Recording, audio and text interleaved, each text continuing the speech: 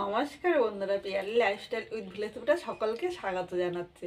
দিয়ে মুখরোচক একটা রেসিপি তোমাদের সাথে শেয়ার করব। পাত্রের মধ্যে জল নিলাম, এখানে বেগুন ও একটা ক্যাপসিকাম নিয়েছি। দুটো আগে ধুয়ে নেব, আমি ধুয়ে কাটবো, তোমরা ইচ্ছা করলে কিন্তু কেটেও ধুয়ে নিতে পারো। এবার আমি বেগুন ও ক্যাপসিকামটা কেটে নিচ্ছি। আজকে খুব সাধারণভাবে রান্নাটা করেছি, কিন্তু খেতে অসাধারণ হয়েছিল। এখানে কথা বলতে বলতে বেগুনগুলো কাটা হয়ে গিয়েছে, আর বেগুনগুলো কিন্তু এরকম বড় বড় করেই কেটে নেবে। এবার আমি ক্যাপসিকামটা কেটে নেব। ক্যাপসিকামের এই ভেতরের এই দানাগুলো কিন্তু আমি নেব না, এইভাবে হাত দিয়ে টান দিলে খুব সহজে কিন্তু দানাটা বেরিয়ে যাচ্ছে। এই দানাটা আমি ফেলে দেবো। এবার ক্যাপসিকামটা আমি এইভাবে লম্বা লম্বা করে কেটে নেব। ভাই আমি সব ক্যাপসিকামগুলো কেটে নিচ্ছি। আমি এরকম লম্বা লম্বা করে কেটে নিয়েছি, তোমরা কিন্তু তোমাদের ইচ্ছে মতো ক্যাপসিকামটা কেটে নিতে পারো। একইভাবে এই ক্যাপসিকামের এই দানাটা আমি ফেলে দিলাম। ক্যাপসিকাম দিয়ে বেগুনের এই রান্নাটা খেতে কিন্তু অসাধারণ হয়েছিল। আমি এখান থেকে ক্যাপসিকামটা আলাদা করে নিয়ে নিলাম। এই বেগুনের মধ্যে আমি লবণ দিয়ে দিলাম, হলুদ দিয়ে দিলাম, হাফ চামচ চিনি দিয়েছি। সব কিছু একসাথে ভালো করে মেখে নেব। আর এইভাবে আগের থেকে মেখে নিলে আমার বেগুনটা কিন্তু অল্প তেলে আমি ভেজে নিতে পারবো। বেগুনের মধ্যে হলুদ, লবণ ও চিনিটা ভালো করে মেখে নিয়েছি। এবার বেগুনটা আমি এক সাইডে 5 মিনিট রেখে দেবো। 5 মিনিট বেগুনটা রেখে চলে এসেছি। উনানে একটা কড়াই বসিয়ে দিয়েছি, এর মধ্যে আমি সর্ষের তেল দিয়ে দিই। তেলটা গরম হয়ে গিয়েছে। এবার এখানে যে বেগুনগুলো রেখেছিলাম, দেখো বেগুনটা মেখে রাখাতে বেগুন থেকে কতটা জল বেরিয়েছে। আর বেগুনটা কিন্তু অনেকটাই নরম হয়ে গিয়েছে। এভাবে মেখে রাখলে বেগুনে কিন্তু অনেকটাই তেল কম লাগবে। এবার এর উপরে আমি দিয়ে দিলাম। এবার বেগুনটা তেলের সাথে নেড়ে চেড়ে মিশিয়ে মিডিয়াম আগুনে আমি 5 মিনিট ভেজে নেব। আর এইভাবে ভাজলে কিন্তু অল্প তেলেই বেগুনটা ভাজা যাবে। এখানে আমি 2 চামচ তেল দিয়েছিলাম। 5 মিনিট বেগুনটা হালকা লাল করে ভেজে নিয়েছি, আর এর থেকে বেশি কিন্তু ভাজবো না। এবার বেগুনটা আমি তুলে নিলাম। আর বেগুনটা কিন্তু এইভাবে ভাজলে অল্প তেলেই ভাজা যাবে। আমি কতটা তেল দিয়েছিলাম তোমাদের তো আগে দেখিয়েছি। বেগুন ভাজার পরে কড়াইতে কিন্তু এখনও 1 চামচের মতো তেল রয়েছে। আমি কড়াইয়ের মধ্যে হাফ চামচের মতো সর্ষের তেল দিয়ে দিলাম, খুব বেশি কিন্তু তেল দেবো না। তেলটা গরম করে নিয়েছি। আবার এর মধ্যে যে ক্যাপসিকামটা কেটে রেখেছিলাম, ক্যাপসিকামটা দিয়ে দিই। এর মধ্যে সামান্য লবণ দিলাম, খুব বেশি লবণ দেওয়ার প্রয়োজন নেই। এবার হাফ চামচ হলুদ দিয়েছি। এবার হলুদ ও লবণটা ক্যাপসিকামের সাথে নেড়ে চেড়ে মিশিয়ে আমি 3 মিনিট ভেজে নেব। ক্যাপসিকামটা কিন্তু খুব বেশি ভাজবো না, খুব বেশি ভাজলে ক্যাপসিকামটা খেতে ভালো লাগবে না। ক্যাপসিকামটা হালকা লাল করে ভেজে নিয়েছি। এবার ক্যাপসিকামটা আমি তুলে নিলাম। কড়াইতে আমি আবারও হাফ চামচ তেল দিয়ে দিলাম। এই বেগুনটা রান্না করতে আমি মোট কিন্তু এখানে 3 চামচ তেল ব্যবহার করেছি। এখন একটা মাঝারি সাইজে পেঁয়াজ কুচি করে রেখেছিলাম, পেঁয়াজটা দিয়ে দিলাম।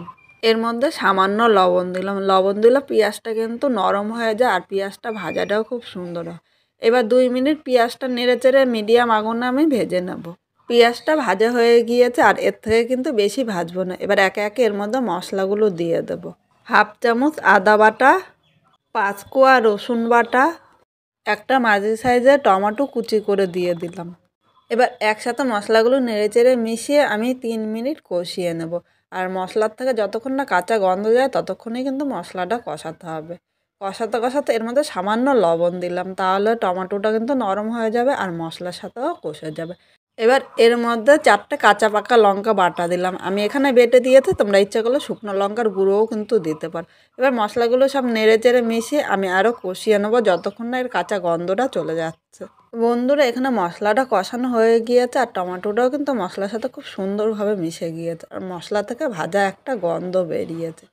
এবার একে একে আমি গুঁড়ো মশলাগুলো দিয়ে দেবো। এর আগে আমি সামান্য জল দিলাম, নাহলে কিন্তু মশলাটা নিচে দিয়ে লেগে যেত, আর নিচে দিয়ে লেগে গেলে খেতে কিন্তু একদম ভালো লাগতো না।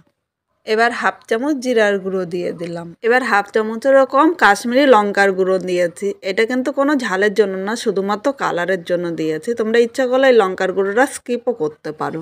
হাফ চামচ হলুদ, স্বাদ অনুযায়ী লবণ দিলাম। এখানে কিন্তু আমি লবণটা বেশি দিইনি, কারণ ভাজার সময় আলাদা আলাদা করে লবণ দিয়েছিলাম, তাই এই জায়গায় লবণটা কিন্তু খুব বেশি দেওয়া যাবে না। এবার হাফ চামচ চিনি দিলাম। চিনিটা মশলার সাথে কষিয়ে নিলে মশলার কালারটা সুন্দর হবে, আর এই রান্নাটা কিন্তু খেতেও ভালো লাগবে। একটু ঝাল ঝাল মিষ্টি মিষ্টি হলে বেগুনটা কিন্তু দুর্দান্ত লাগবে রুটি দিয়ে খেতে।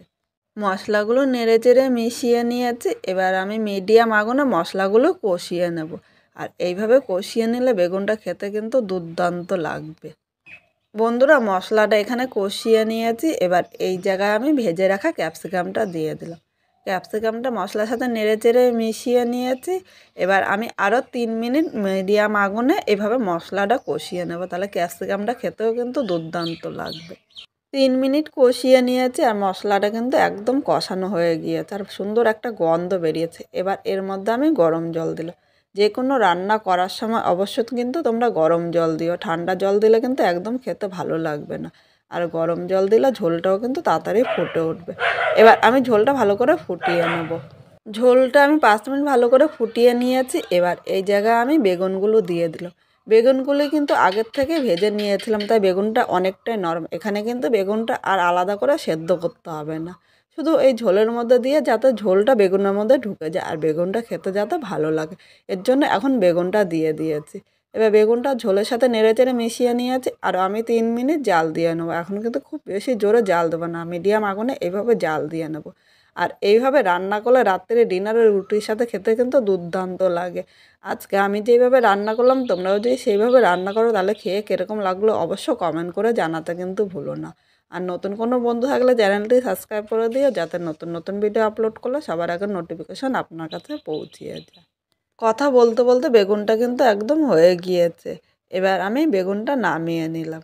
আর এইভাবে করে খেতে কিন্তু দুর্দান্ত লাগে। যারা বেগুন পছন্দ করে না এইভাবে করে দেবে তারা কিন্তু বারবার বলবে বেগুনটা এইভাবে রান্না করে দিতে।